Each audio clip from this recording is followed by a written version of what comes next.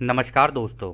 Law of one यानी एक का कानून, या कह लीजिए एक का ज्ञान, या कह लीजिए एक के तरीके, यह उसके 18वें सत्र का भाग 2 है। दोहराया जाता है कि इस किताब द्वारा दी गई सभी सूचनाएं और जानकारियां आप जान भी सकते हैं, मान भी सकते हैं, नज़रअंदाज भी कर सकते हैं और सिरे से खारिज या नकार भी सकते हैं, क्योंकि यह आपकी फ्री विल है जो कि आपको एक अनंत रचयिता द्वारा दी गई है। एक बात और कही जाती है कि लॉ ऑफ वन पूरी तरह से सबके लिए फ्री है। यदि कोई इकाई या व्यक्ति इसको निजी स्वार्थ के लिए इस्तेमाल करे तो वह उसकी व्यक्तिगत जिम्मेदारी होगी। एक बात और कही जाती है, यदि कोई इकाई या व्यक्ति इस एक के ज्ञान को दूसरों से साझा करना चाहे अपनी भाषा में तब्दील करके या ऐसे ही, तब भी वह यह ऐसा कर सकता है, क्योंकि इसमें भी उसकी आज़ादी है। तो पहला सवाल डॉन करते हैं, एक इकाई के रूप में जब कोई धरती पर बचपन से विकास करता है तब अपनी जिम्मेदारी के प्रति जागरूक होता है। क्या कोई ऐसी उम्र है जिसके नीचे वह इकाई या व्यक्ति अपने कर्म के प्रति जिम्मेदार ना हो, या फिर वह जन्म से ही अपने कर्म के प्रति जिम्मेदार होता है? तो राह कहते हैं, एक इकाई या व्यक्ति जब इस धरती पर जन्म लेती है या लेता है, वह हमारे समय के विभिन्न बिंदुओं यानी कि हर इकाई अलग अलग समय में स्वयं के प्रति जागरूक होती है। इसके मध्य का समय लगभग 15 महीने होता है। कुछ इकाइयां मध्य समय से पहले या फिर जन्म लेने के कुछ बाद ही जागरूक हो जाती हैं। कुछ इकाइयां इस मध्य समय के बाद जागरूक होती हैं। सभी मामलों में वह जिस समय जागरूक होती हैं उसके कर्म तभी से ही बन जाते हैं और वह अपने कर्म के प्रति जिम्मेदार हो जाता है। यह जिम्मेदारी उस बिंदु के पीछे की ओर पूर्वव्यापी यानी रेट्रोएक्टिव हो जाती है, ताकि वह इकाई इन विकृतियों को यानी हिस्सों को समझ सके और इकाई के सीखते ही विकृतियां खत्म यानी डिसॉल्व हो जाती हैं। तो दोस्तों, यहाँ पर रा ने जो बोला है कि कोई व्यक्ति जो है उसका कर्म कब होता है, क्योंकि हमने सुना है law of Karma, basically law of service जो है वो लॉ ऑफ कार्मा ही है। तो यहाँ पे रा ने कहा है कि किसी किसी केस में ऐसा होता है कि कोई बच्चा ना बचपन से ही अपनी पुरानी जिंदगियां उसको याद रह जाती हैं, तो उसके कर्म जो होंगे ना तब तो उसके तो वहीं से शुरू हो जाएंगे। लेकिन 15 महीने के बाद जब कोई बच्चा पैदा होता है तो उसके बाद उसके कर्म डेवलप होने शुरू हो जाते हैं। अब वो कर्म किस दिशा में जाएंगे, कैसे जाएंगे, इसकी जिम्मेदारी उनके माँ बाप की होती है। ठीक है, उनके माँ बाप उन्हें जैसा बचपन से सिखाएंगे बच्चे वैसा ही करते चले जाएंगे, या उनके दोस्त या उनके आसपास की जितनी भी घटनाएं घट रही होती हैं उनसे वो सीख रहे होते हैं। तो उससे उनके कर्म जागरूक होते हो मतलब कर्म बनने शुरू हो जाते हैं। तो यहाँ पर वो ये कह रहे हैं कि किसी किसी केस में ऐसा होता है कि 15 महीने के बाद हो जाता है। किसी किसी केस में ऐसा होता है कि बच्चे को थोड़ा सा वक्त लग सकता है, तो उस वक्त के कारण वो बाद में जाके क्या कहते हैं उसके कर्म बनने लग जाए। लेकिन आपको याद होगा रा ने एक जगह पर कहा था, उन्होंने कहा था कि कर्म का जन्म कब होता है, जब भी आप दूसरों के प्रति प्रेम से कार्य ना करो तो आपका कर्म डेवलप हो जाएगा, मतलब कर्म बन जाएगा तब। तो इसमें भी उन्होंने ये कहा है कि ये अपने आप ही होता चला जाता है, और जैसे जैसे एक व्यक्ति को अपने कर्म समझ में आने शुरू हो जाते हैं ना, तो वो सीखते सीखते सीखते सीखते मतलब जितने उसने कर लिए, चलो ठीक है कोई नहीं, अब अच्छे किए बुरे किए नहीं पता था, अब ये पता चल गया हाँ लॉ ऑफ कर्मा इस तरीके से काम करती है। वो अपनी डायरेक्शन चेंज करता है, उनको कम करने की कोशिश करता है। तो जैसे जैसे वो कम करता चला जाएगा ना, वो धीरे धीरे पुराने कर्म धीरे धीरे डिसॉल्व होने शुरू हो जाते हैं, मतलब खत्म होने शुरू हो जाते हैं। तो अब मान लो उससे कुछ हो भी गई हैं ना चीज़ें, लेकिन अब वो दोबारा घूमकर दूसरों के प्रति प्रेम से सारी चीज़ें करे, इस एक अनंत रचयिता के ज्ञान को ले, और दूसरी चीज़ ये कि क्या कहते हैं दूसरे की आज़ादी का उल्लंघन ना करे। तो इन सारी चीज़ों का जब वो इस्तेमाल करके चलेगा, मतलब एक के तरीकों का इस्तेमाल करना जब शुरू करेगा ना, धीरे धीरे उसके कर्म खत्म हो जाते हैं। तो अगला सवाल डॉन करते हैं, फिर एक इकाई मान लीजिए जब 4 वर्ष की हो जाती है, तो क्या पूरी तरह से उसने अपने उन कर्मों के प्रति जिम्मेदार हो जाती है जो कर्म एक के कानून के खिलाफ होते हैं? तो रा कहते हैं हाँ यह सही है। यह ध्यान देने योग्य है कि आपके समाज द्वारा ही ऐसी व्यवस्था बनाई गई है कि जन्म लेने वाली नई इकाई को एक व्यक्ति के रूप में मार्गदर्शन प्रदान किया जाता है, ताकि वह जल्दी से सीख जाएगी कि एक के कानून के अनुकूल क्या है। तो दोस्तों, यहाँ पे जो बताया जा रहा है ना, यहाँ पे वो ये कह रहे हैं कि 4 साल की उम्र के बाद क्या कोई बच्चा जो होता है वो उसकी मतलब उस अपने कर्मों के प्रति क्या उसकी जिम्मेदारी हो जाती है, मतलब क्या उसके लिए कर्म डेवलप होने शुरू हो जाते हैं? तो राय यहाँ कह रहे हैं हाँ ये सही है, पर यहाँ पर सोचने वाली बात ये है कि हमारे जो हमने जो चीज़ें बनाई हैं बचपन से, ठीक है, हमने अपने धर्म में भी सीखी हुई है, हमने इधर उधर से भी घर वालों से सीखते हैं, दोस्तों से सीखते हैं, तो व्यवस्था कुछ इस तरीके से बनाई गई है कि वो समाज के द्वारा ही सीखता है। लेकिन रा ने कहा ये तुम्हारे यहाँ पर है ऐसा, ये ऐसा नहीं है, पूरे ब्रह्मांड में ऐसा है। कई जगहों पर ऐसा होता है कि जब एक एक क्या बोलते हैं, एक सभ्यता पूरी की पूरी आगे निकल जाती है ना, तो जो उनके बच्चे भी पैदा होते हैं ना, वो बचपन से ही इन सारी चीज़ों के साथ पैदा होते हैं। तो जैसे ही वो पैदा होते हैं उन्हें सिखाने की ज़रूरत नहीं पड़ती, वो बचपन से ही ये सारी जादुई चीज़ें, ये सारी जो होती हैं ना, अपने पूरे मैट्रिक्स से, अपने बने बनाए माया जाल से खेलना शुरू कर देते हैं वो बच्चे, तो पहले ही बहुत एडवांस्ड हो जाते हैं। इसलिए कहते हैं कि अगर कोई किसी भी ग्रह की 1% आबादी एक के ज्ञान के अकॉर्डिंगली सीखना शुरू कर दे और वो धीरे धीरे आगे निकलनी शुरू हो जाए, तो उनसे जो बच्चे पैदा शुरू होते हैं ना, उनसे जो एक सभ्यता बननी शुरू होती है, वो सभ्यता ना बहुत ही एडवांस्ड होती चली जाती है, बहुत ही ज़्यादा एडवांस्ड। मतलब उसका अंदाज़ा लगाना मुश्किल है। जैसे हम लोगों को पहले बताया जाता था ना कि हमारे पूर्वज तो इतने एडवांस हुआ करते थे, ये हुआ करते थे, वो हुआ करते थे, वो इस कारण हुआ करता था, आपको याद होगा उन्होंने बताया था कि लमुरिया की सभ्यता जो है वो इतनी एडवांस थी, इतनी एडवांस थी कि वो मतलब अध्यात्म के रास्ते पर निकल निकल के एडवांस हो गए थे। तो उनको काफ़ी सारी चीज़ें जैसे राह हो गए और भी हो गई, तो उनको ब्रह्मांड से जानकारियाँ मिलती रहती थी, वो उनको सीखते रहते थे और दूसरों को बताते रहते थे, तो सीखना सिखाना चल ही रहा था वहाँ पर भी, इसलिए वो एडवांस भी होते चले गए। और 1% से ज़्यादा जितनी, मतलब 1% ग्रह की जो उनकी उस वक्त पे जो रही होगी, वो आगे निकल गई होगी, इस वजह से उनके जो बच्चे पैदा होते गए वो अध्यात्म के रास्ते पे आगे निकल गए। फिर वो आपको याद ही होगा, वो बट के कहीं अलग अलग अलग अलग जगहों पे चले गए, कोई तिब्बत चला गया, कोई कहीं चला गया, कोई कहीं चला गया, लेकिन सब ने, अगर आप नोटिस करें, सब में एक चीज़ कही गई है कि हाँ क्रिएटर एक है, रचयिता एक है, वो एक ही है, सबका मालिक एक है, एक ओमकार एक सतनाम, चीज़ें सेम हैं, लेकिन बाद में जाके उनके अंदर क्या क्या चीज़ें हुई वो एक अलग वो एक अलग विषय है, उसके अंदर ना ही घुसा जाए तो अच्छा है। बस इसके ऊपर सोचा जाए कि एक है तो कैसे है, क्या है, क्यों है और उसके तरीके क्या है, बस इतना जान लेना ही हमारे हिसाब से तो काफ़ी होता है। तो वो यही कह रहे हैं यहाँ पर कि उसका जो मार्गदर्शन होता है ना, फिर उसको उसके परिवार के द्वारा मिलता है, दोस्तों के द्वारा मिलता है, उसके हिसाब से वो चलना शुरू कर देता है। अगर एक के कानून के अनुकूल है फिर तो ठीक है, अगर उसके प्रतिकूल है, मतलब उसके ऑपोजिट है, फिर दिक्कत हो जाए, फिर उसका कर्म तो डेवलप होगा ही होगा। तो इसी में डॉन आगे कहते हैं, यह मार्गदर्शक कौन होते हैं? तो रा कहते हैं यह मार्गदर्शक वह होते हैं जिन्हें आप माता पिता, शिक्षक और मित्र कहते हैं। तो दोस्तों यही होते हैं बचपन में हर किसी के, कोई अलग तो होते नहीं, माँ बाप होते हैं और जो उनके टीचर्स होते हैं वो, और जो मित्र होते हैं, अब टीचर्स कहीं के भी हो सकते हैं, गुरुकुल हुआ करते थे, हर जगह पे अलग अलग हुआ करते हैं, आज भी होते हैं, ठीक है ना। आप तिब्बत में चले जाएंगे, वहाँ पे मोनेस्ट्रीज होती हैं, लोग वहाँ सीखते हैं, हर जगह पर अलग अलग होते हैं, लेकिन काफ़ी हद तक चीज़ें एक के ज्ञान से मिलती जुलती ही होती हैं, ठीक है ना। अब वो पूरे सारे तरीके होते हैं उसके अंदर नहीं होते हैं, वो एक अलग बात है, लेकिन यहाँ पे वो यही कह रहे हैं, माता पिता होते हैं, शिक्षक होते हैं और मित्र होते हैं।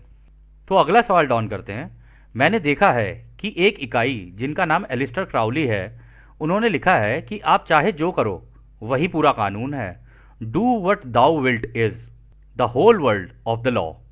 वो जाहिर तौर पर कुछ हद तक एक के कानून के बारे में जानकारी रखते थे।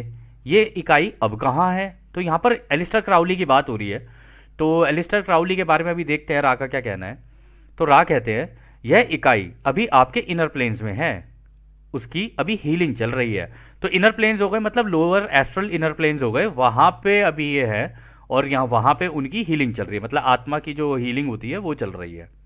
तो अगला सवाल डाउन करते हैं, यह इकाई या व्यक्ति जिन्हें दिमागी तौर पर एक के कानून का ज्ञान था, क्या उन्होंने इसका कोई गलत इस्तेमाल किया जिसके कारण उनकी हीलिंग की प्रक्रिया चल रही है? तो रा कहते हैं यह इकाई हर चीज़ों की वास्तविक प्रकृति के साथ अधिक उत्तेजित, ओवर स्टिमुलेटेड था। यह अति उत्तेजना का परिणाम यह हुआ कि उनका व्यवहार उनके नियंत्रण में नहीं रहा, इस कारण उनमें संतुलन नहीं रहा।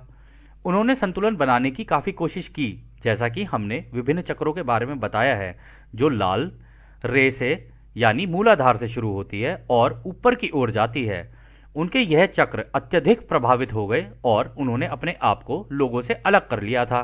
वह इकाई सकारात्मक थी, हालांकि उनका पूरा जीवन कठिन रहा, क्योंकि वह अपनी इच्छाओं का समन्वय करने, सिंथेसाइज तथा सामंजस्य स्थापित करने, हार्मोनाइज करने में असमर्थ रहे तथा वे दूसरों के साथ अपनी करुणा को साझा नहीं कर सके।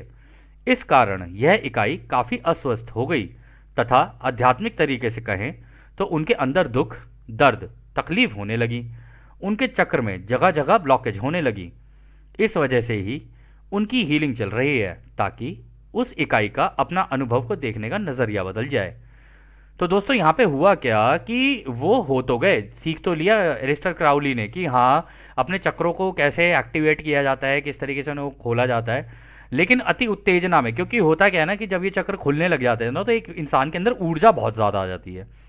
अब ऊर्जा अगर आपके अंदर ज़्यादा आ गई और आपसे नियंत्रण नहीं हुई, मतलब हो सकता है कि आप खुश हो जाओ, बहुत ज़्यादा वो हो जाओ और आप दूसरों के साथ खुशी को ज़रूरत से ज़्यादा इजहार करने लग जाओ।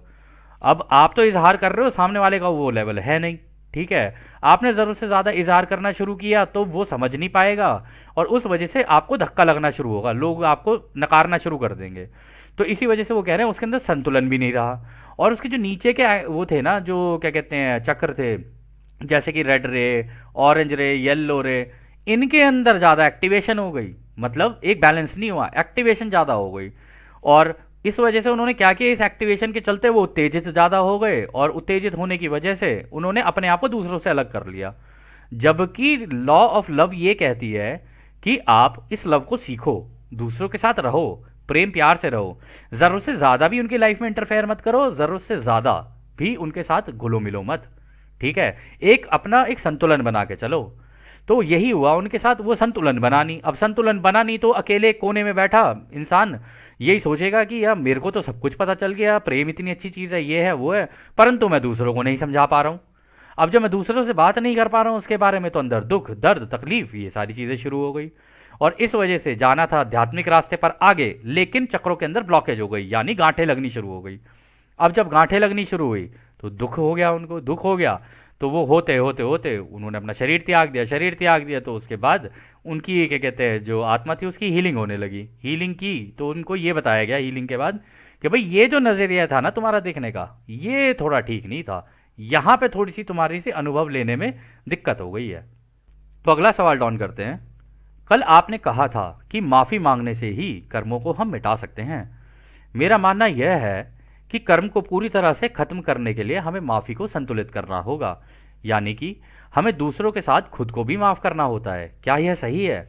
तो रा कहते हैं हाँ यह सही है। हम इसे समझाने के लिए थोड़ा और इस बारे में बताना चाहते हैं ताकि यह समझ थोड़ा और स्पष्ट हो सके। दूसरों को माफ़ करना स्वयं को माफ़ करना है। यह समझदारी स्वयं की और दूसरों की सचेत स्तर यानी कॉन्शियस लेवल पर पूरे माफ़ी मांगने पर जोर देती है, क्योंकि वह एक है। यानी कि आपको सचेत रूप से दूसरों के साथ स्वयं को भी माफ़ करना होता है। स्वयं को माफ़ किए बगैर यह माफ़ी पूरी हो ही नहीं सकती। तो दोस्तों यही होता है। आपने कभी कभी दोस्तों सुना होगा कि कुछ लोग कहते हैं कि अरे मैंने ये एक ऐसा कर्म कर दिया कि अब मैं अपने आप को खुद को भी नहीं माफ़ कर पाऊंगा, ठीक है। अब उस वजह से होता क्या है कि वो व्यक्ति दूसरों को भी माफ़ नहीं कर पाता और खुद को भी नहीं माफ़ कर पाता। या तो अपने को कर देगा या दूसरे को नहीं करेगा, दूसरे को कर देगा तो अपने को नहीं करेगा। जब भी माफ़ी होती है ना दोनों जगह से ही होती है। तो जैसे कि आपने कई लोगों को देखा होगा, ओ सॉरी सॉरी, हम सो सॉरी सॉरी, हम सो सॉरी सॉरी कर रहे हो, उस सिचुएशन को उसी टाइम पर एनालाइज करना चाहिए कि अच्छा मेरे से गलती हुई, ठीक है, हो सकता है मैंने उसके पैर पे पैर रख दिया हो सकता है मुझे धक्का लग गया हो या कुछ हो गया हो। अब ये सारी चीज़ें हो तो गई हैं, मैंने सॉरी सॉरी भी बोल दिया है, लेकिन सामने वाला हो सकता है गुस्सा हो जाए। तो गुस्सा हो जाए तब भी वहाँ से हो सकता है आप निकल जाओ, लेकिन तब भी उसके गुस्से के लिए उसको माफ़ करना कि इसको नहीं पता है कि मुझसे गलती हुई है, इसको लगा शायद मैंने जानबूझ के किया है। इसके लिए हो सकता है यहाँ पे लॉ ऑफ कन्फ्यूजन हो, कन्फ्यूजन उसकी आज़ादी का उल्लंघन उसको लग रहा हो, इस वजह से उसको ऐसा लगता है। तो तब भी उसको भी माफ़ करो और खुद को भी माफ़ करो और आगे निरंतर चलते रहो। माफ़ी दो, माफ़ी लो, मतलब खुद को माफ़ करो और निरंतर आगे बढ़ते रहो, रुकना नहीं होता है। तो अगला सवाल डॉन करते हैं। धन्यवाद, मेरे सोचने के तरीके का यह सबसे महत्वपूर्ण बिंदु है। आपने बताया था कि कई सारे महासंघ हैं, क्या सभी एक ही तरीके से रचयिता की सेवा करते हैं? यह कुछ विशेष प्रकार की सेवा में विशेषज्ञ स्पेशलाइज भी हैं? तो मतलब यहाँ पे डॉन ये पूछ रहे हैं क्या सारे ही महासंघ एक तरीके का ही काम करते हैं या सब अलग अलग तरीके के हैं? तो रा कहते हैं सभी एक रचयिता की ही सेवा करते हैं, सेवा करने के लिए और कुछ नहीं है, रचयिता ही सब कुछ है, रचयिता की सेवा ना करना असंभव है। बस इस सेवा के अलग अलग प्रकार होते हैं, जैसे कि महासंघ में है जो आपके लोगों के साथ कार्य करते हैं। प्रत्येक महासंघ कुछ विशेष व्यक्तियों का समूह होता है, जिसमें से प्रत्येक वो कर रहा है जिसे वो मैनिफेस्टेशन में लाने के लिए व्यक्त करता है, यानी एक्सप्रेस करता है।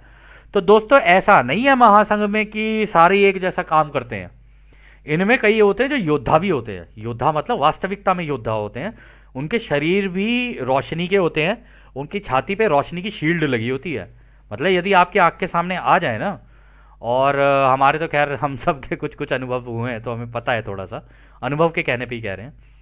छाती पे शील्ड लगी होती है रोशनी की, और वो जो रोशनी की शील्ड होती है ना, यदि आपके पास आ जाए तो आपकी आंखों से आंसू निकलने शुरू हो जाएंगे, क्योंकि इतना प्यार होता है, इतना प्यार होता है। वो ऐसा प्यार होता है कि जैसे मान लो एक छोटा बच्चा उसे कोई डराने की कोशिश कर रहा हो और वो अपनी माँ की उसमें ओट में चला जाए।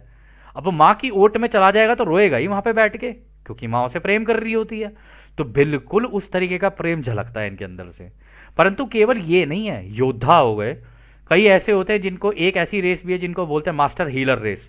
वो ऐसे होते हैं कि वो आपको टच करेंगे तो आपकी क्या कहते हैं आत्मा को पूरा ठीक कर देंगे, आपके पूरे शरीर को ठीक कर देंगे।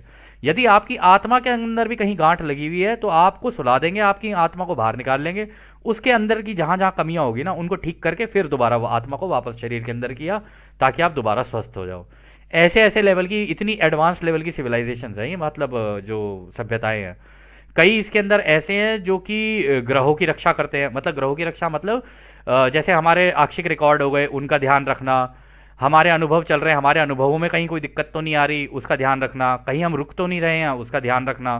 सबके अलग अलग काम हैं। कहीं कहीं पे ऐसा भी होता है कि ग्रह को दिक्कत ही हो रही है, पूरे ग्रह को ही दिक्कत हो गई, मतलब लोग नहीं, ग्रह को ही दिक्कत हो गई, तो उस ग्रह के अंदर जाके कि उसके अंदर कहाँ दिक्कत हो रही है वहां जाके उस ग्रह के अंदर वो चीज़ ठीक कर देना, ताकि वो ग्रह भी अपने अनुभव आगे आगे लेकर चलता रहे। तो ये बहुत ही ज़्यादा एडवांस लेवल की चीज़ है ये, जब आएंगे तो आप खुद ही देख लेना, क्योंकि बोल तो दिया है राने। परिस्थितियाँ कैसी भी हों दोस्त, हमने वादा किया है आएंगे तो आएंगे। हम तो अनंत रचयिता की हाँ का वेट कर रहे हैं। एक बार ये विभाजन जरा पूरा हो जाए, जिनको उस तरफ जाना है वो उधर चले जाए और जिनको इस तरफ आना है वो इधर चले हो जाए, और जो बीच में है जरा एक ग्रह खाली हो जाए, उसके बाद देखेंगे क्या होता है क्या नहीं होता है। तो आगे डॉन कहते हैं, क्या आप बता सकते हैं कि यहोवा ने कैसे धरती के लोगों के साथ संपर्क किया था? तो रा कहते हैं पहला संपर्क अनुवांशिक था, यानी कि उन्होंने अनुवांशिक बदलाव किए। दूसरा, वो आप लोगों के बीच रहा ताकि वो आगे चलकर चेतना में अनुवांशिक बदलाव कर सके। तीसरा, उन्होंने अलग अलग तरीकों से उन लोगों को अपनी बातें बताना शुरू की जिनका झुकाव उनकी तरह का था। तो दोस्तों उन्होंने क्या किया, उस टाइम पर लोगों के डीएनए के अंदर बदलाव करना शुरू किया। मतलब अब डीएनए जैसा था उसको चेंज कर दिया, ठीक है। फिर डीएनए चेंज करने के बाद उनकी चेतना यानी उनकी सोच कैसी थी, उनकी सोच में बदलाव करना शुरू किया, यानी उनको इस तरीके की नॉलेज और इन तरीके की चीज़ें देनी शुरू की ताकि उनकी सोच में बदलाव आए। फिर तीसरा, उन्होंने उनके बीच में रहकर उन लोगों को ढूंढा जिनकी सोच उनके जैसी थी। अब उनके जैसी सोच वाले जो उनको मिलते गए, जो उनका झुकाव उनकी जैसी सोच का था, बस वो वैसे के वैसे उन्हीं लोगों को पकड़ा और उन्हीं लोगों को वो ज्ञान देना शुरू कर दिया जो उनका था।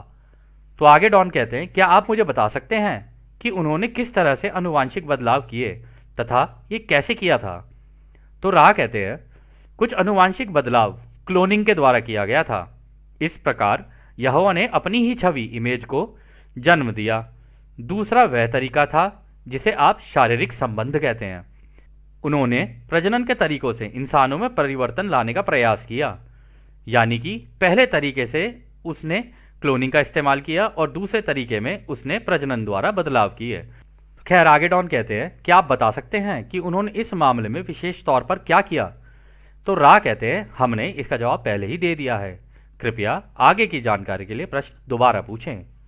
तो डॉन कहते हैं, क्या आप बता सकते हैं कि यहोवा के हस्तक्षेप से पहले और बाद में ये प्रेम मिलन की क्रिया में, प्रोग्रामिंग में क्या अंतर था? तो रा कहते हैं, ये एक ऐसा प्रश्न है जिसका जवाब हम केवल ये बताकर दे सकते हैं कि अनुवांशिक माध्यमों द्वारा हस्तक्षेप समान ही होता है, चाहे इस परिवर्तन का स्रोत कोई भी हो। तो दोस्तों वो यही कह रहे हैं कि इन्होंने डीएनए चेंज किया, ठीक है, डीएनए चेंज किया। अब उसके तरीके बहुत हो सकते हैं, अब हम तरीकों में तो नहीं घुसेंगे, कई तो आपको पता है, कई आपको भी नहीं पता होंगे। तो आगे डॉन कहते हैं, क्या आप बता सकते हैं कि अनुवांशिक यौन परिवर्तन करने में यहोवा का क्या उद्देश्य था?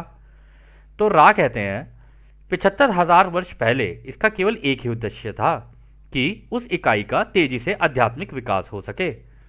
तो डॉन कहते हैं यह विशेषताएं किस प्रकार और अधिक आध्यात्मिक विकास की ओर कैसे ले गई?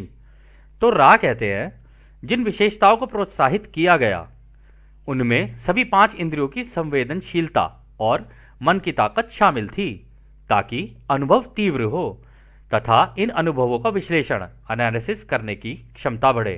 तो दोस्तों यहाँ पे पता है क्या कह रहे हैं, वहाँ पे वो कह रहे हैं कि ऐसा क्या किया था उन्होंने इस इंसानी सभ्यता के साथ कि उनके वो अध्यात्म के रास्ते पर आगे निकले। तो उन्होंने कहा कि उनकी 5 इंद्रियां, यानी हमारा देखना, हमारा सूंघना, हमारा टच करना, हमारा सुनना और हमारा टेस्ट, इन चीज़ों के अंदर थोड़े से चेंज किए ताकि हम लोग इनको और बेहतर तरीके से समझ सकें। और दूसरा उन्होंने कहा कि मन की ताकत यानी दिमागी शक्ति भी खोल दी थोड़ी सी। मतलब जैसे कि हम ये तीसरी अपनी जो आंख होती है या कुंडलिनी कहते हैं, इसका भी किस तरीके से इस्तेमाल कर सकते हैं, इसके अंदर भी बदलाव किए, दिमाग के अंदर भी बदलाव किए, ताकि हम लोग एक एनालिसिस कर सके, मतलब ठीक गलत, सही गलत, या फिर कह लो कि क्या अच्छा लग रहा है क्या बुरा लग रहा है, इन चीज़ों के बारे में सोच सकें। ये इस तरीके के बदलाव भी उस वक्त किए गए। तो आगे डॉन कहते हैं यहोवा ने कब आनुवंशिक परिवर्तन करना शुरू किया था? तो रा कहते हैं यहोवा के समूह ने यह परिवर्तन लगभग 75,000 वर्ष पहले मंगल ग्रह पर क्लोनिंग द्वारा शुरू किया था। यहां पर अंतर है, ये जानकारी आपके समय में भविष्य में है और हम आपकी स्वतंत्र इच्छा का उल्लंघन नहीं कर सकते हैं, नहीं तो भ्रम कानून, लॉ ऑफ कन्फ्यूशन लग जाएगा। तो दोस्तों पता है यहाँ पे वो क्या कह रहे हैं, वो कह रहे हैं कि उन्होंने 75,000 साल पहले किया था ये, ठीक है, और क्लोनिंग जो शुरू की थी वो मंगल ग्रह पे की थी, फिर उसके बाद वहां से यहाँ लाए और पहले आत्माओं के अंदर क्लोनिंग की, फिर वहां से यहाँ लाए, फिर यहाँ से नए शरीर दिए, फिर उनके अंदर ट्रांसफर और चीज़ों को वो बदलाव करना शुरू किया, उसके बाद ये सारी चीज़ें हुई। अब रा ने कहा यह जानकारी आपके समय के भविष्य में है, यानी या तो आप अपनी ध्यान अवस्था में जाकर खुद ढूंढ लो, पहली चीज़, नहीं तो दूसरी बात, जब कटाई हो जाएगी तो तुम्हें सारी पुरानी जिंदगियां भी याद आ जाएंगी, तुम्हें सारा ब्रह्मांड एक ही जगह पे दिख जाएगा, कितनी कितनी चीज़ें कहाँ कहाँ हुई वो सारी इन्फॉर्मेशन तुम्हारे सामने आ जाएगी, या तो तब देख लेना। हम तुम्हें ये चीज़ इसलिए नहीं बता सकते क्योंकि इससे तुम्हारी आज़ादी का उल्लंघन हो जाएगा, वरना तुम ये सोचोगे अरे उन्होंने हमारे साथ ऐसे कर दिया, अरे उन्होंने हमारे साथ वैसा कर दिया, अरे ये हो जाएगा, अरे वो हो जाएगा। तो ये सारी चीज़ें जो होती हैं ना, इनका थोड़ा सा ध्यान रख के राह चले हैं यहाँ पे। तो आगे राह कहते हैं लगभग 2600 वर्ष पहले दूसरी बार हम अपनी बात को अब सुधारना चाहेंगे। लगभग 3600 वर्ष पूर्व ओरियन समूह द्वारा बदलाव करने का पुनः प्रयास किया गया था। कई प्रयासों के बाद एक जाति समूह जिन्हें आप अनक कहते हैं यानी अनुनाकी कहते हैं, उनको नए अनुवांशिक कोडिंग के साथ गर्भवती किया गया, जिससे उनके वंशज विशाल और ताकतवर पैदा हो। तो डॉन कहते हैं वे क्यों चाहते थे कि उनके वंशज विशाल और ताकतवर हों? तो रा कहते हैं यहोवा के लोग एक के कानून की समझ को बढ़ाना चाहते थे, ताकि वो इकाई एक के कानून को समझने में सक्षम हो जाए, या कोई व्यक्ति एक के कानून को समझने में सक्षम हो जाए। परंतु यह प्रयास विफल हो गया, क्योंकि एक के कानून को अपनाने के बजाय उन्होंने अपने आप को दूसरों से अलग और बेहतर समझना शुरू किया, जिसके कारण वे खुद की सेवा के रास्ते पर निकल गए। तो दोस्तों हुआ ऐसे ही कि पहले से तो चले आ रहे थे ठीक ठाक, लेकिन जैसे ही शरीर के अंदर बदलाव हुए और विशाल और ताकतवर हो गए ना, तो उसके बाद ये जो अनुनाकी ओराइन समूह ने जो किया ना, उनसे जो पैदा हुए, उनकी जो ब्रीड निकली, उनकी जो ये निकली, क्या बोलते हैं, सिविलाइजेशन कह लो, या फिर उनके जो प्रजाति निकली पीछे से, ये उन लोगों ने अपने आप को दूसरों से अलग करना शुरू कर दिया, अपने आप को दूसरों से बेहतर समझना शुरू कर दिया। उस वजह से आज़ादी का उल्लंघन हो गया, क्योंकि आज़ादी का कानून तो ये कहता है कि सब कुछ एक ही है, ठीक है ना, सारे के सारे इस पूरे ब्रह्मांड में एक ही हैं। उन्होंने अपने आप को दूसरों से अलग कर दिया, यानी हम स्पेशल हैं, अपने आप को स्पेशल मान लेना। तो इस वजह से यहां पे आज़ादी का उल्लंघन हो गया और वो लोग खुद की सेवा के रास्ते पर निकल गए। तो डॉन कहते हैं मुझे यह ठीक से समझ नहीं आया, क्या आपका मतलब यह है कि ओरायन समूह ने एक अलग समाज बनाने के लिए इन विशाल इकाइयों का निर्माण किया ताकि एक के कानून को नकारात्मक तरीकों से लागू किया जा सके। तो रा कहते नहीं, यह गलत है। यह प्रयोग यहोवा द्वारा ओरियन समूह के प्रयासों को विफल करने के लिए कुछ मामलों में किया गया था। हालांकि ओरियन समूह ने इन इकाइयों के मन में एलिट्स बनाने की सोच बैठा दी थी, बजाय कि वे अपना ध्यान एकता को सीखने और सिखाने पर लगाते। तो दोस्तों पता है यहाँ पे हुआ क्या? सबसे पहले 75,000 साल पहले ये हुआ, ठीक है। फिर उसके बाद 3600 साल पहले ये फिर हुआ। फिर यहोवा जो थे वो दोबारा आए, उन्होंने दोबारा ठीक करने की कोशिश की। लेकिन तब तक ओरायन समूह जो था ना, वो अपने प्रयासों में कामयाब हो चुका था और उसने अपनी एक समूह बनाया जिनको उसने एलिट्स बना दिया।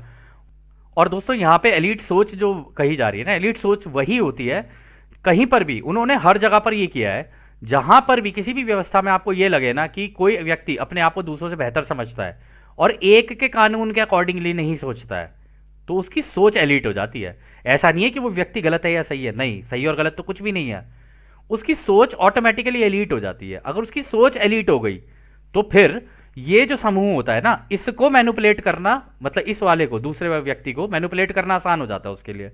तो उसको वो अपनी दिशा में खींच के लेके जा सकता है, ऐसा हो सकता है। तो आगे डॉन कहते हैं, अच्छा तो क्या यहोवा महासंघ का सदस्य था?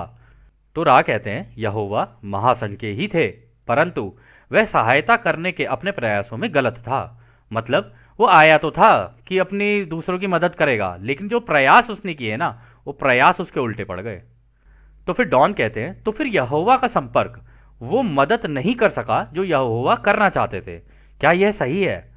तो रा कहते हैं यहोवा के हस्तक्षेप से काफी मिश्रित परिणाम हुआ। जहां इकाई एकता की तरफ जा रही थी वहां यहोवा के हेरफेर काफी उपयोगी थे, लेकिन कुछ भी करने की उनकी आजादी की वजह से ओरियन समूह द्वारा उनकी सोच को कम सकारात्मक दिशा में भटकाया गया और इस वजह से पहली बार आपके ग्रह की चेतना पर गंभीर दखलंदाजी किया गया था। तो दोस्तों हुआ क्या, यहोवा भी कर रहे थे, इन्होंने यहोवा को भी मैनिपुलेट कर दिया। आए तो वो भी उन्हीं का वो काम करने आए थे, रचयिता का। और क्योंकि अपनी इस ग्रह पे आने के बाद हर व्यक्ति अपनी पुरानी जिंदगी भूल जाता है, अब पुरानी जिंदगी भूला तो ये ओरियन समूह उनको भी मैनिपुलेट करने में कामयाब हो गया। उनको लगा कि मैं ठीक कर रहा हूं, ऐसा नहीं है कि वो कुछ गलत कर रहे थे, वो ठीक ही कर रहे थे, लेकिन ये ओरियन समूह ने कुछ इस तरीके से उनको मैनिपुलेट किया कि देना तो वो यही सारी चीजें चाह रहे थे, सही सही जानकारी देना चाह रहे थे, लेकिन वो जानकारी जिस तरीके से दी गई ना, उससे दूसरों की आजादी का उल्लंघन हो गया। तब वो यहां पर यही कह रहे हैं ना कि तब गंभीर दखल अंदाजी हुई थी, मतलब एक ऐसा सिस्टम शुरू हो गया जो बना इस तरीके से कि दूसरों की आजादियों का उल्लंघन होना ही होना है। वहां से ये चीज बताई नहीं गई कि भाई 51% का ये भी है, इधर 95% का ये भी है, बीच में ऐसे भी है, और जो आज़ादी का कानून काम करता है मांग तो तुझे मिलेगा, उस तरीके से चलनी चाहिए थी ये चीज़ें। लेकिन हुआ उल्टा, उल्टा ये हो गया कि वो देना कुछ चाहते थे, दिया कुछ, और लोगों को एक इस तरीके की आदत हो गई कि उन्हें ऑर्डर्स लेना अच्छा लगने लगा, क्योंकि उनको लगा अरे यहाँ ये तो हमारे भले के लिए है। अब बात भले के लिए हो या कुछ भी हो तो आ गया ना आपकी आज़ादी का उल्लंघन, आपको नहीं पता चला लेकिन आपको ठीक लगा वो, लेकिन उसमें हो गई आपकी आज़ादी का उल्लंघन। अब आज़ादी का उल्लंघन हो गया तो उस केस में यहां पर गंभीर दखलंदाजी हुई चेतना के स्तर पे, यानी सबको गुलाम बनना पसंद आना शुरू हो गया। तो खैर आगे डॉन कहते हैं, क्या आप मुझे विशेष रूप से बता सकते हैं कि ओरायन समूह के द्वारा इस दखलंदाजी की वजह से क्या थी? तो रा कहते हैं, यह इस सत्र का आखिरी प्रश्न होगा। जो लोग ताकतवर और बुद्धिमान हैं वे अपने आप को दूसरों से अलग समझते हैं, जो उनसे कम बुद्धिमान और ताकतवर हैं यह दूसरों के साथ एकता की सोच को विभाजित करती है। इसका फायदा उठाकर ओरियन समूह ने होली वॉर की अवधारणा का कॉन्सेप्ट बनाया है। यह गंभीर रूप की विकृति सोच थी। इस तरह के कई युद्ध जो विनाशकारी प्रकृति के हैं, इनमें से कई सारे हुए हैं। तो दोस्तों धर्म युद्ध जिसे कहा जाता है ना, कि एक धर्म का दूसरे धर्म के खिलाफ युद्ध, इसकी वजह से हुई थी क्योंकि इन्होंने आके बीच में ये धर्म युद्ध का कॉन्सेप्ट डाल दिया था। तो वो कहते हैं उन्होंने होली वार का कॉन्सेप्ट दे दिया, यानी अपने अपने धर्म के लिए दूसरों से युद्ध करो। वहां से जैसे ही वो आया इसकी वजह से विभाजन हो गया, और जैसे ही विभाजन हुआ लोगों की सोच विभाजित हो गई, और जैसे ही सोच विभाजित हुई उसके बाद रचयिता के एक का जो कॉन्सेप्ट था उसके बिल्कुल ही विपरीत चले गए लोग। अब उस विपरीत में जाने के कारण क्या हुआ, उनकी जो ग्रेड बनी वो ग्रेड बनेगी कौन सी साइड में, 95 और 5% की साइड में। तो खैर दोस्तों, इस सत्र को हम लोग यहीं समाप्त करते हैं। और जैसा कि राह हमेशा कहते हैं, अब हम आपको उस एक अनंत रचयिता के प्रेम, उसकी रोशनी, उसकी शक्ति और उसकी शांति में छोड़कर चलते हैं। आद ने हमारे भाइयों, आद ने वासु। धन्यवाद।